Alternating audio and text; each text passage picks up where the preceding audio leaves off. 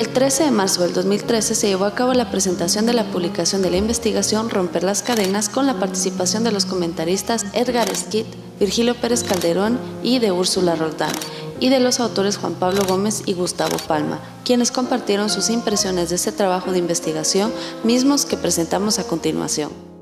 Este trabajo de investigación es una manera de encarar, diría yo, la gran narrativa histórica sobre Guatemala o sobre Centroamérica, es decir, esas historias o esa historia estatista que intenta hacer o construir una historia universal de Guatemala para imponerla sobre otras historias. Por otro lado, pues nosotros sabemos también que hay muchos estudios o hay diversos estudios, quizás sea mejor decir, sobre la finca o sobre el sistema de la finca, el sistema de trabajo forzado y la apropiación de tierras que se produjo a partir de la reforma liberal en el siglo XIX, principalmente a finales del siglo XIX, y cómo en estos espacios se construyeron formas de explotación y formas de resistencia de los trabajadores o del campesinado o de los indígenas, dependiendo desde qué punto de vista se construyan estos discursos historiográficos o históricos. Este trabajo que se presenta ahora, sin embargo, diría yo, hace otra lectura de la finca e intenta explicarnos una teoría sobre la racionalidad finquera, intenta construir una teoría sobre el orden en este espacio durante el siglo XIX y el siglo XX. Y también y en este sentido, ¿no?, en esta explicación del orden de la racionalidad finquera, pues podemos observar los diversos argumentos que se construyen o que se establecen para definirlo. Podemos observar los argumentos jurídicos, los discursos y las acciones concretas a partir de las cuales se va construyendo esta racionalidad finquera. En este sentido, dicha racionalidad se construye como una forma de organizar y conducir la vida, pero también el pensamiento de los trabajadores que están involucrados en este espacio. Así como los autores lo plantean, este trabajo es entonces es una nueva lectura de la finca, no solo como un espacio de trabajo y explotación, no solo como un espacio de rebeldía, sino como la constitución de una forma de organización de la sociedad y del poder. Un orden y un poder que a través de este trabajo podemos visualizar vinculado al racismo, es decir, también a los discursos sobre la cultura, a los discursos y las prácticas vinculadas a la servidumbre y el etos señorial o criollo, a través del cual se construye la sociedad guatemalteca en estos dos siglos. En este sentido, este es un orden que se refuncionaliza en el siglo XIX y en el siglo XX y que podríamos considerar en términos generales como un orden colonial, aunque los autores no planteen este concepto exactamente en sus trabajos, en el resto del trabajo, lo digo de esta manera, pero el orden finca que se establece entonces en estos siglos está estrechamente vinculado con el proceso colonial que se establece en los siglos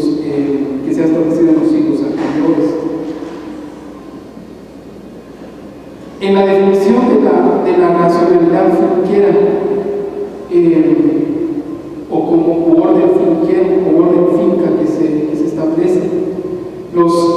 autores de este trabajo pues consideran que es importante el análisis del trabajo agrícola, definido en el discurso dominante como brazos, es decir, la gente entra en este discurso sobre el trabajo a partir de la idea de brazos, ¿no? O a partir de la idea de energía o de instrumento, a partir del cual entonces se construye la idea de finca. Pero además entonces de esta construcción discursiva y las construcciones jurídicas dominantes, los autores consideran que ha sido importante o es importante el análisis de la resistencia que se manifestó frente al poder finquero. Y en este sentido se considera que el poder y la resistencia siempre coexisten, nunca están en posición de exterioridad, sino que siempre se van definiendo el uno y el otro, ¿no? Además, la resistencia campesina se manifiesta como formas heterogéneas que coexisten en este orden finquero. Entonces, junto a ello se considera que las formas de resistencia en Guatemala tienen una relación histórica que es posible trazarla, es decir, hay una continuidad en la historia o en los diferentes periodos de la historia de este país. En este caso, por ejemplo, entre los alegatos que se produjeron a principios del siglo XX y los que se producen en el siglo XXI a partir de la ocupación de la finca La Florida. La producción de la resistencia en este caso se considera como la producción de unas formas de oposición ante las formas de vida que organizó la finca en los siglos XIX y XX. En este sentido, a pesar de que la vida del campesino ha sido producida por la finca, esta vida invadida por la finca misma también es capaz de construir o constituir una crítica al poder que le da forma, es decir, la finca. Es decir, la finca misma tiene el poder de construir a la persona, pero en el interior de este espacio y de estas relaciones, la gente tiene el poder también de criticar el poder que construye sus propias vidas. Pero si esto sucede de esta manera, entonces es lógico pensar que la invasión que la finca hace en la vida personal y grupal no es total, sino que la invasión que la finca hace en las personas o en los grupos siempre es algo incompleto, y que este proceso del inacabado es lo que puede abrir posibilidades para romper las cadenas. En este sentido, los autores nos conducen a la idea de la constitución del tiempo de vida y cómo este tiempo de vida intenta ser transformado en tiempo finca, es decir, como el tiempo organizado por la finca y para la finca. No obstante, este mismo concepto y su estructuración histórica en los procesos del poder y la resistencia también nos da la oportunidad entonces de pensar en la vida posible, es decir, como lo pensaron la gente de Todos Santos en su momento, o la gente de la Florida a finales o a principios del siglo XXI. En este caso, el tiempo de finca fue asumido como tiempo de trabajo, pero en realidad subsumió el tiempo de vida de la gente, de tal manera que creó un orden o una lógica de organización social del trabajo y de la política. Al exponer las cosas de esta manera, los autores consideran o enfatizan la idea de que los hombres y mujeres de la Florida intentaron romper las cadenas mediante la invasión de tierras o fincas en desuso. Y junto a esto, ellos intentaron mantener o darle continuidad a este proyecto mediante la constitución de un proyecto comunitario, pero específicamente como el proyecto de una comunidad campesina, que sería a la larga una nueva manera de vivir. Y se dice de esta manera porque los autores consideran que una idea central de este proyecto giró en torno a entender y vivir el trabajo de una manera diferente, que la gente expresa como un trabajar para nosotros.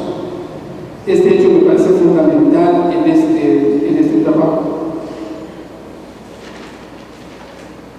Junto a esto, entonces, hay que decir que los mayas y los campesinos han tenido una fuerte experiencia comunitaria durante muchos siglos, ¿no? Y uno podría pensar entonces que tanto el orden colonial como el orden finquero establecido posteriormente en tantas formas de poder tuvieron que establecer una forma de vinculación y negociación con el orden colonial. En los siglos XIX y el XX aún o en estos siglos vieron unas comunidades indígenas y campesinas bastante fortalecidas a pesar del orden que imponía la finca. Pero en el peor de los casos, cuando se logró el traslado del pueblo a la finca, es decir, como se expresa en este punto, es decir, todo esto, ¿no?, en la constitución del sistema de colonado en estas fincas, pienso que la comunidad siguió siendo un referente importante entre la gente que pasó a ser colonos de estas fincas. Entonces, aún si el siglo XIX y el siglo XX, aún si en estos siglos, ¿no?, el orden comunal fue desestructurado en muchos lugares y en la vida de mucha gente, uno puede pensar que la comunidad permaneció entre esta misma gente, ¿no? Se estableció como noción sobre el pasado, permaneció en la idea de la existencia de los ancestros, de la vida familiar, de la ayuda mutua en los momentos en que surgían las crisis personales o grupales, en el conocimiento de la existencia de otras comunidades en otros lugares o en otros espacios. De esta manera, la lógica finquera, aún con sus discursos y nociones sobre progreso,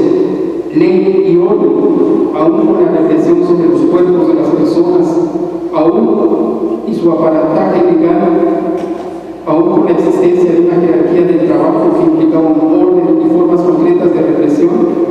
no logró lograr nociones y prácticas fundamentales que daban forma a la noción de comunidad o a la forma política, comunidad. Pienso entonces que la noción de comunidad tiene un fuerte poder en tres aspectos, o mejor dos, ¿no?, importantes que quisiera mencionar. Por un lado, nos puede iluminar en el análisis académico, y en este sentido me interesa particularmente la escritura de la historia. En este caso, me interesa considerar la existencia de una heterogeneidad de comunidades y también pensar en la comunidad como algo heterogéneo en la historia de los subalternos en Guatemala. La noción de comunidad, por otro lado, nos ayuda a pensar en las otras historias que se construyen de múltiples maneras frente a la gran historia estatista, que sigue reproduciéndose en muchos lugares como instituciones de Guatemala. La noción de comunidad también puede tener un fuerte poder político. Tiene poder como forma de lucha, como una forma de construir políticas subalterna o identidades políticas desde la subalternidad. Pero la noción de comunidad o de comunidades construidas de manera heterogénea también nos permite pensar de otras maneras la democracia, la multiculturalidad, el uso y el control de los recursos y la constitución de nuevas formas de organización política en espacios determinados. Ahora bien,